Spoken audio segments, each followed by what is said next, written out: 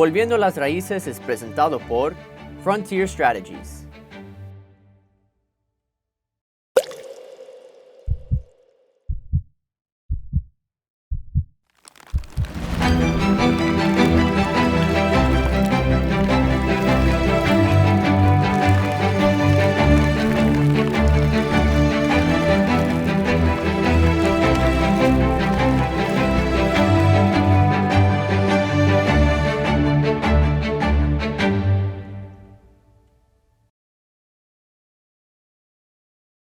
Queridos hermanos y hermanas, en el episodio de hoy vamos a empezar a reflexionar juntos sobre los atributos de la Santa Iglesia.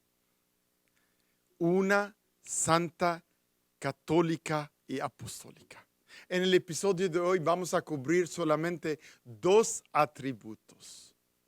El primer atributo o rasgos de la Santa Iglesia es su unidad. La Iglesia es una, porque Dios es uno. Sabemos muy bien, queridos hermanos y hermanas, Dios es uno en la unidad de tres personas de la Santísima Trinidad. El Padre Creador, el Hijo Salvador, el Espíritu Santo, abogado, santificador y consolador. Por eso, queridos hermanos y hermanas, es muy importante de recordar la unidad de la Iglesia viene de su fundador, no de nosotros. Por eso el Señor, en el capítulo 17 de San Juan, versículo 21, Él rezó, oró por la unidad de sus discípulos, por la unidad de la Santa Iglesia. Por eso la Iglesia es una, porque nuestro fundador, el fundador de la Santa Iglesia, es uno, Dios mismo. Y eso es el ejemplo de nuestra unidad. Y Cristo sabía que la unidad no es fácil, no era fácil para sus discípulos, para su iglesia, para todo lo que Él enseñaba. Por eso rezó mucho y pidió mucho también de rezar siempre. En el capítulo 18 de San Lucas, el Señor dice, recen siempre, oren siempre. ¿Por qué? Porque solamente en la oración podemos nosotros recibir lo que es bueno según la voluntad del Señor. No se olviden cuando rezamos, queridos hermanos y hermanas, de añadir siempre, según tu santa voluntad. Y también cuando rezamos por la unidad de la iglesia, tenemos que recordar de decirle al Señor que se haga todo según tu santa voluntad. En la Santa Iglesia, en la iglesia que Cristo ha fundado, hay muchas diversidades de dones, de talentos. Todos tenemos talentos. El Señor nos ha dado muchos dones gratuitamente. Por eso San Pablo en su primera carta a los Corintios, capítulo 12, habla de esta diversidad de talentos, de dones, de gracias que hemos recibido del Señor para compartirlos uno con el otro. Porque esta diversidad hace la unidad. Entonces la diversidad no está opuesta a la unidad. Al contrario, la diversidad siempre va para formar una unidad. Se encamina siempre hacia la unidad. Entonces, cuando en nuestras parroquias, en nuestras comunidades, en nuestra iglesia, miramos que o experimentamos esta diversidad de dones, eso significa que el Espíritu Santo está trabajando en todos nosotros para formar una sola iglesia bajo Dios que es también uno. Queridos hermanos y hermanas, ¿cómo vamos a realizar la unidad en la iglesia?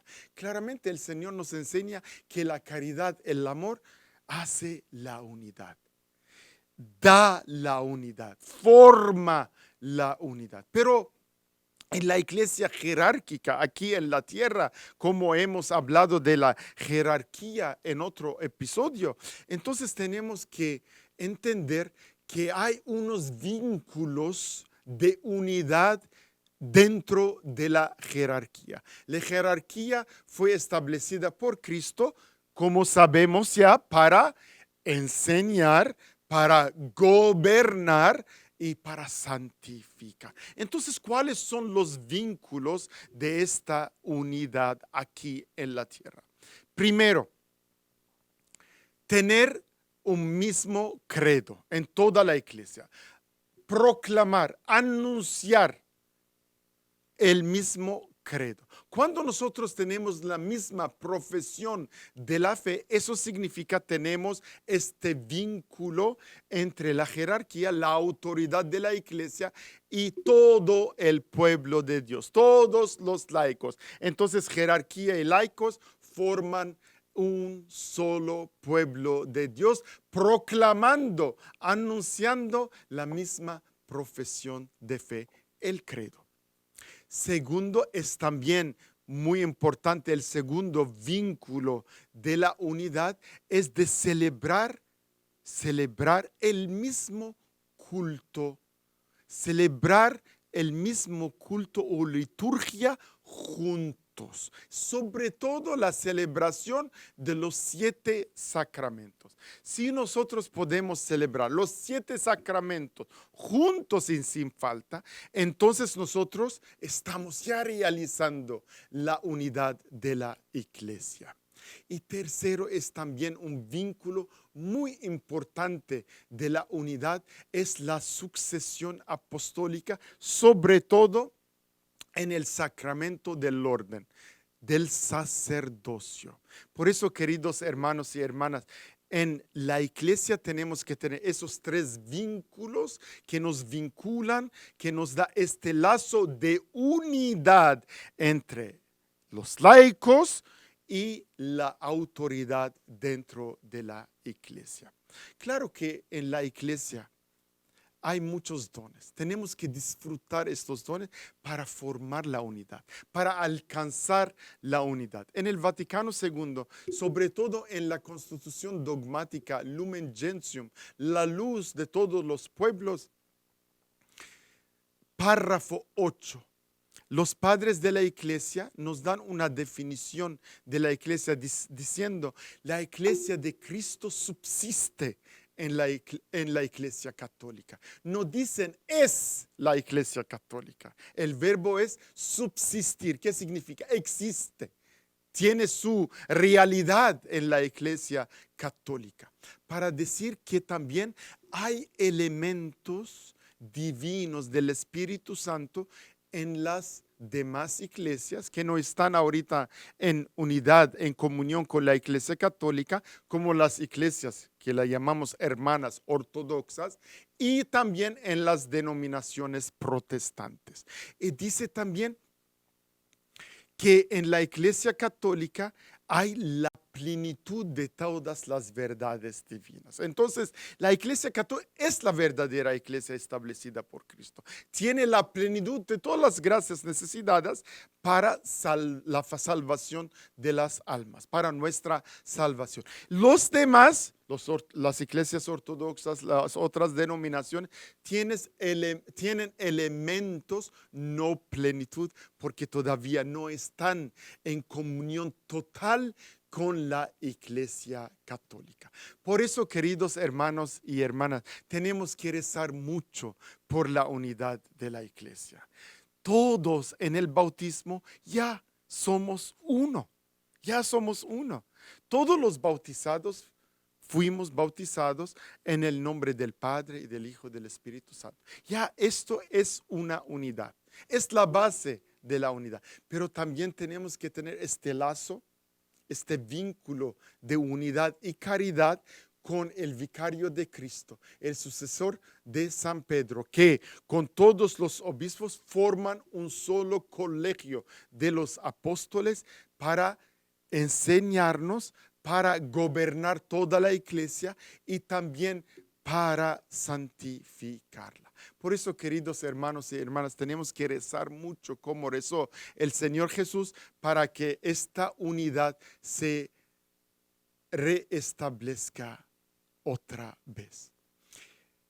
En los principios, en los primeros siglos de la iglesia y durante todos los siglos de la iglesia, hemos tenido muchas separaciones, escisiones en la iglesia, desde el principio.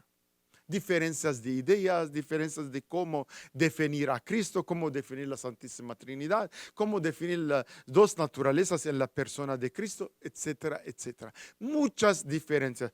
Y en la iglesia hemos tenido muchas separaciones de la iglesia que es una santa, católica y apostólica. Pero ¿qué tenemos que hacer para poder tener otra vez una sola iglesia? Tenemos que rezar mucho.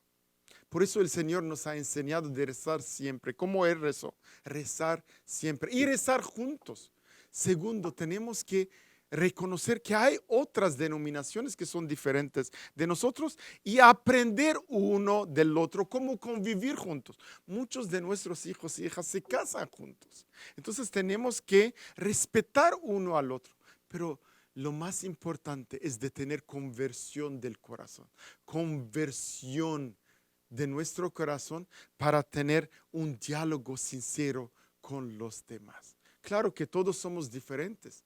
Pero en nuestra diferencia podemos dialogar con respeto y amor y caridad para poder alcanzar el sueño que tenía el Señor y la visión que tenía el Señor para su santa iglesia de tener una sola iglesia.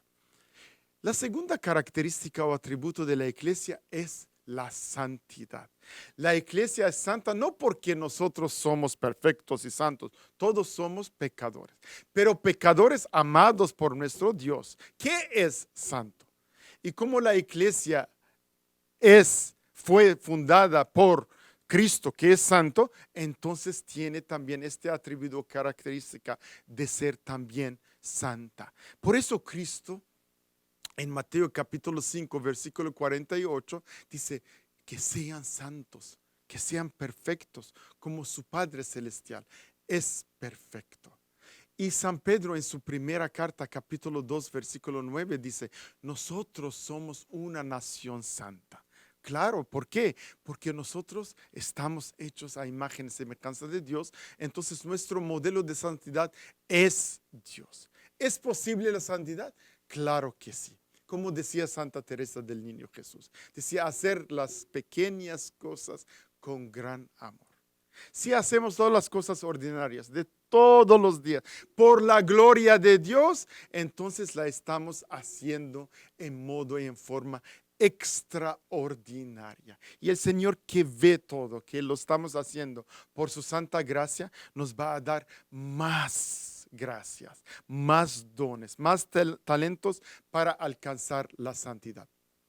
En la iglesia católica tenemos la canonización de los santos. Reconocemos en unas personas, por ejemplo, personas que han vivido con fidelidad total hacia el Señor, dando todo su ser al Señor y viviendo sobre todo las virtudes heroicas de la fe, esperanza y del amor. Entonces esas virtudes vividas heroicamente, eso es lo que hace uno santo. Y también vivir las otras virtudes cardinales en modo santo y constante, perseverante, como las virtudes cardinales de la prudencia, de la templanza, de la justicia y de la fortaleza. Entonces, si uno vive todas las virtudes, todo lo que hacemos, lo hacemos por Dios y lo hacemos solamente por su santa gloria, entonces estamos encaminándonos en el camino de la santidad. Todos nosotros somos santos con Dios y por Dios y mediante de Dios, nuestro modelo de santidad. Amén.